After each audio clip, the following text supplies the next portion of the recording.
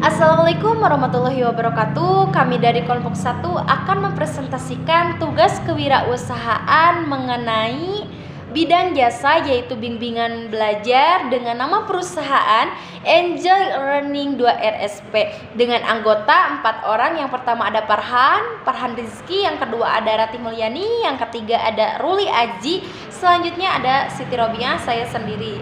Nah, pembahasan kali ini mengenai perusahaan kami yaitu company profil, selanjutnya ada tujuan, bahkan ada rencana, struktur organisasi, bahkan visi misi ya teman-teman.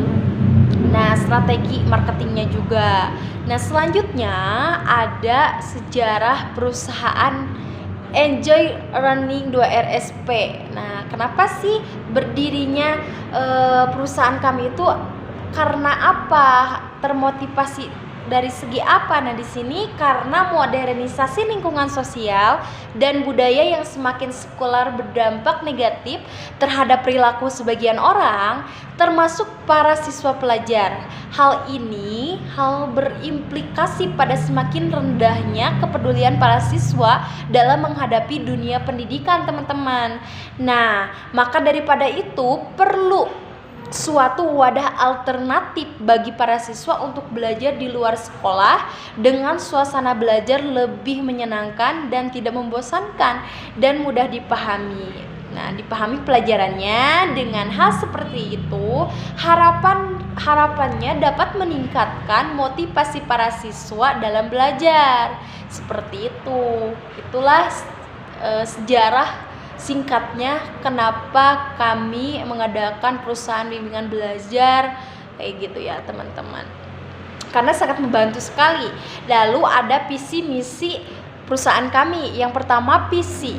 Nah, visi kami yaitu menciptakan generasi muda yang cerdas, yang cermat dan berkarakter. Selanjutnya ada misi kami. Misi kami ada 3. Yang pertama ada memperkenalkan Enjoy Learning ini dengan beragam atau berbagai keunggulan model kegiatan belajar.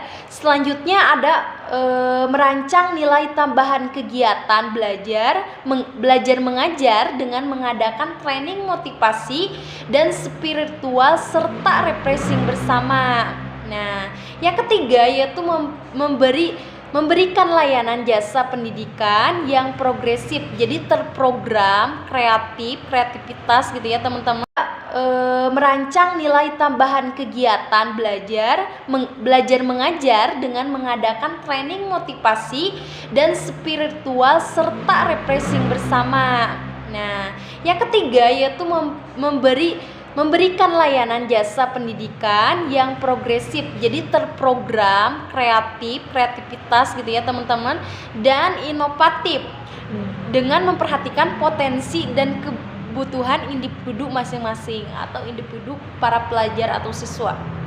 Nah, selanjutnya ada logo perusahaan jasa Enjoy Learning 2 RSP.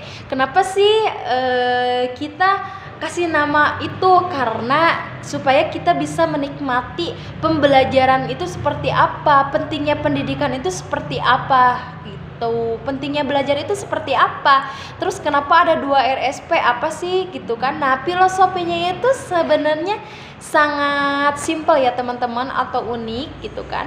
Kami ngambil dari nama inisial anggota kami, yaitu 2R itu artinya Ruli dan Ratih, dan S Siti Robiah, dan F itu Farhan Rizky Oktiviani ya yang pertama.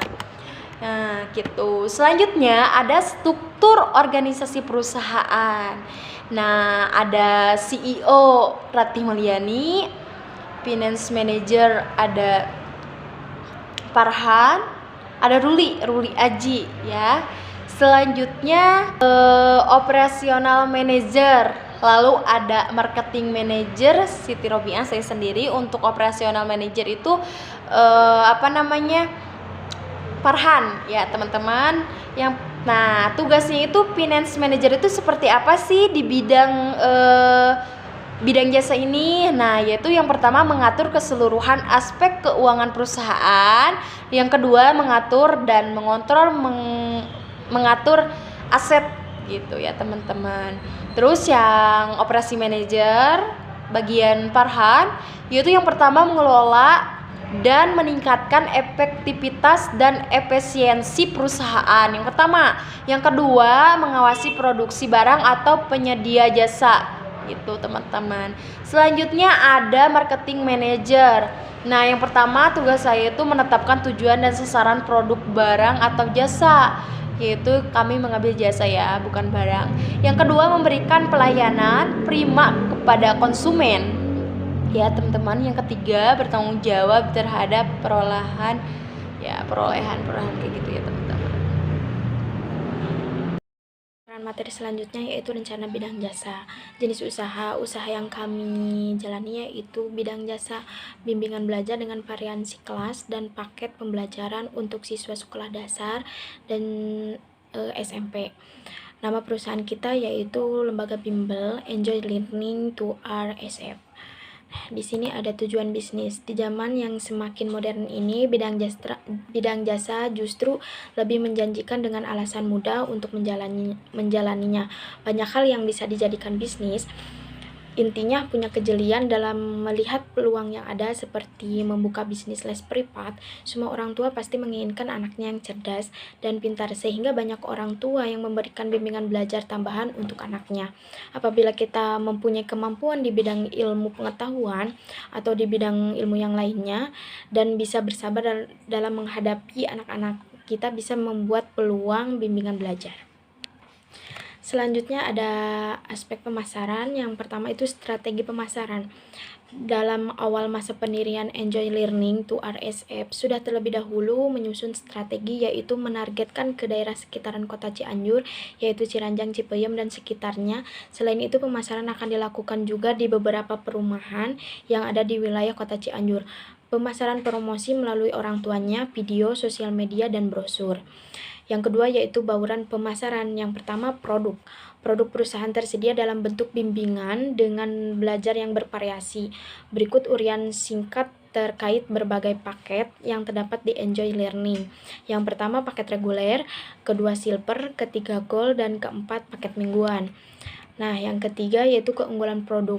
Di Enjoy Learning to RSF bukan hanya belajar terkait paket belajar yang dipilih oleh para siswa, tapi mereka juga menikmati beberapa fasilitas, diantaranya hadiah bagi siswa yang mendapatkan peringkat 1 secara 3 kali berturut-turut. Harapannya dapat menjadi motivasi bagi siswa lainnya. Memberikan materi yang praktis dan mudah dipahami oleh para siswa. Nah, selanjutnya ada price atau harga.